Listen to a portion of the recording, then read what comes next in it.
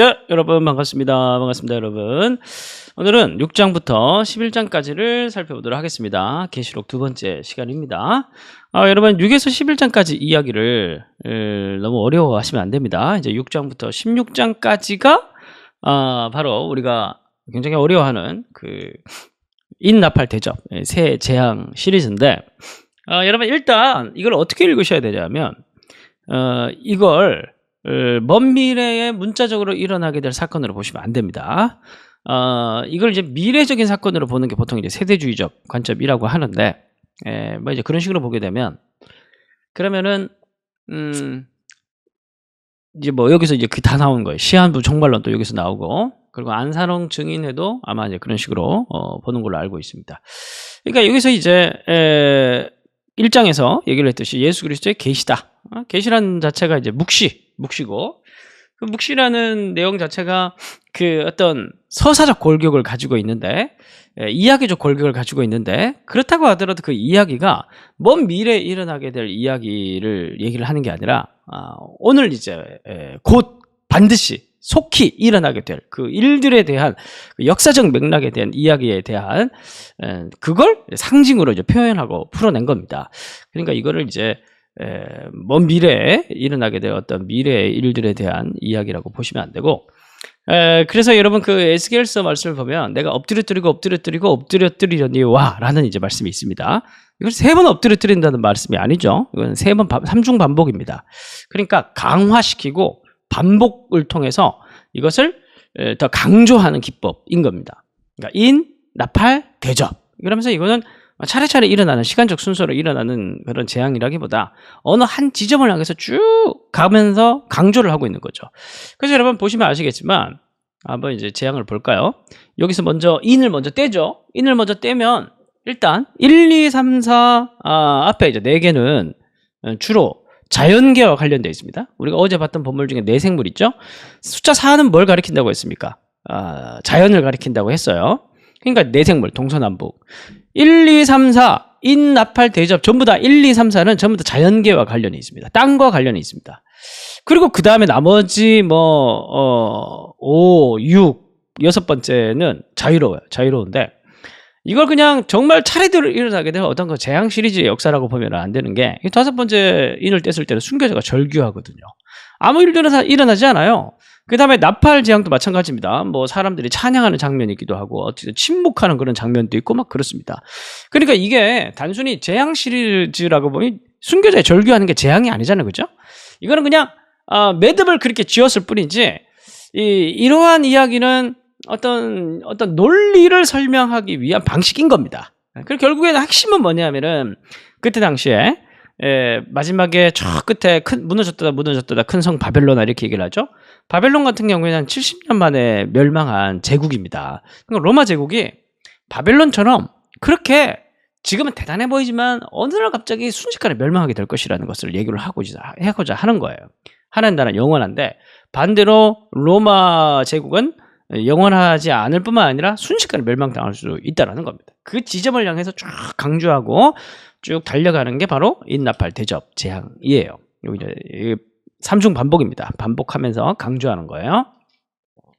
자, 그래서 6장을 먼저 보시면 1에서 6째 인을 뗄 때 첫 번째 전쟁, 내란, 기근, 그 다음에 흉년 이렇게 쭉 재앙들이 일어나고, 그 다음에 이 재앙이 일어나는 원인이 뭐냐 하면은 바로 순교자들 때문이죠. 성도들 때문입니다. 그래서 6장 9절 보면은 5째 인을 뗄 때 죽임을 당한 영혼들이 제단 아래에 있다 이렇게 얘기를 하던데, 결국 이러한 재앙의 원인은 뭐냐면은 바로 교회를 핍박하는, 교회가 바로 핍박당하는 그런 상황이라는 거죠. 하나님의 관심은 교회에 있다는 겁니다. 그리고 이제 7장에 넘어가면은 이제 인 재앙에서도 막간이 나오고 나팔 재앙에서도 막간이 나옵니다. 막간이 뭐냐면 이제 삽입장. 갑자기 재앙을 끊고 중간에 다른 얘기를 넣고 다시 재앙이 시작되는 거예요.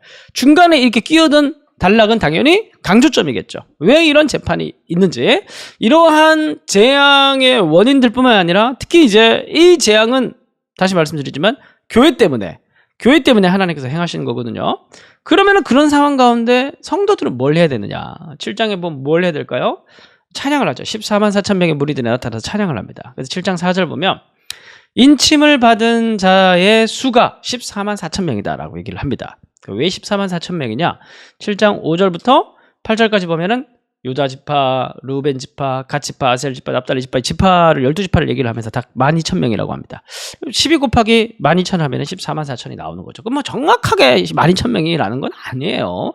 그래서 7장 9절 보면은 이 일 후에 내가 보니 아무도 능히 셀 수 없는 무리가 나와서 흰 옷을 입고 찬양한다고 얘기합니다. 그러니까 14만 4천 명이 셀 수 없는 무리라고 표현하고 있는 거예요. 같은 말입니다. 그러니까 셀 수가 없을 정도로 많은 완벽하고 완전한 하나님의 백성들이 하늘에서 주님을 찬양하고 있는 모습을 보여주고자 하는 게 바로 7장의 그림이라는 겁니다. 천상의 천성들의 모습이라는 겁니다.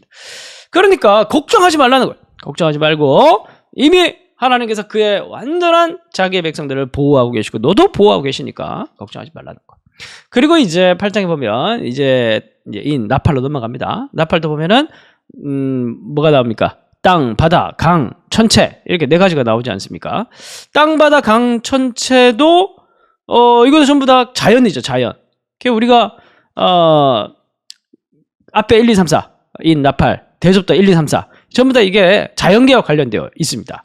그리고 이제 9장 가보면 다섯 번째 천사가 나타나서 이제 나팔을 부는데 여기서부터는 좀 더 심각해져요. 그래서 9장 보면 다섯 번째 천사가 나팔을 불기 바로 전에 8장 13절에 독수리가 날아가면서 화로다라고 얘기를 합니다. 세 개의 화를 선언합니다. 그래서 9장부터 다섯, 여섯, 일곱 이렇게 세 개의 나팔이 선언이 되는 겁니다. 근데 이게 무엇과 관련이 있냐면 파르티아 마병대와 관련이 있습니다. 8장 7절 보면 황충들이 일어났는데 황충의 모양은 전쟁을 위하여 준비한 말들. 당시에 파르티아 제국의 마병대가 카타프락터라고 그 몸에 말들 몸에 갑옷을 다 둘러가지고 그리고 기병대가 이렇게 이제 로마의 두려움이 대상이 되었던 파르티아 마병대가 있었습니다. 딱 그것들을 이제 묘사를 해요. 머리에 금 같은 걸 쓰고 얼굴은 사람 같고 이빨은 사자 이빨 막 그렇게 이제 묘사를 합니다. 그리고 이제 13절 여섯 번째 천사가 뭘 하냐면은 큰 강 유브라데에 결박한 네 천사를 놓아줍니다. 그 유브라데 강이 바로 로마와 파르티아 제국 경계였어요. 여기 이제 이 천사를 놓아주면 어떻게 되는 거예요? 그냥 물려 들어오는 겁니다. 그래서 9장 16절에 마병대의 수가 얼마라고 합니까? 기병의 수가 얼마라고 합니까? 2만 명이라고 합니다. 카타프락토 2만 명이 막 물밀듯이 들어오면 끝장나는 거죠. 그러면서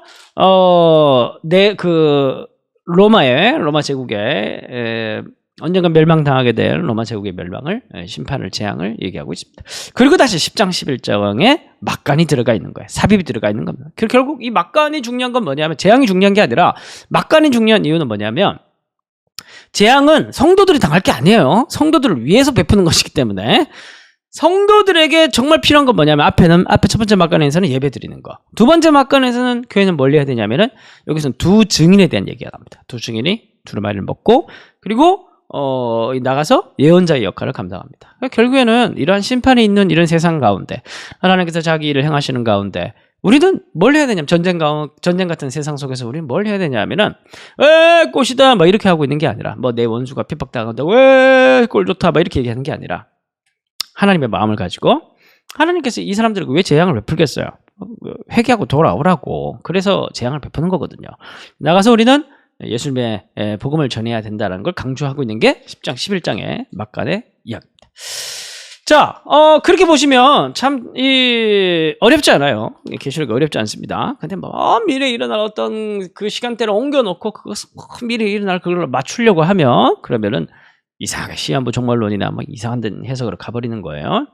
지금 현재도 일어나고 있는 하나님의 심판, 그리고 오늘 우리의 사명, 예배하고 복음 전하는 그 사명, 그것을 강조하고 있는 출애굽기에 있는 10가지 재앙과 크게 다르지 않는 맥락의 이야기가 계시록의 이야기는 사실 기억하시면서 잘 통독하시기 바랍니다. 오늘 결론 및 적용 말씀이 되겠습니다. 11장 15절을 보시면 일곱째 천사가 나팔을 불며 하늘에 큰 음성이 나서 이르되 세상 나라가 우리 주와 그의 그리스도의 나라가 되어 그가 세세토록 왕노릇 하시리로다.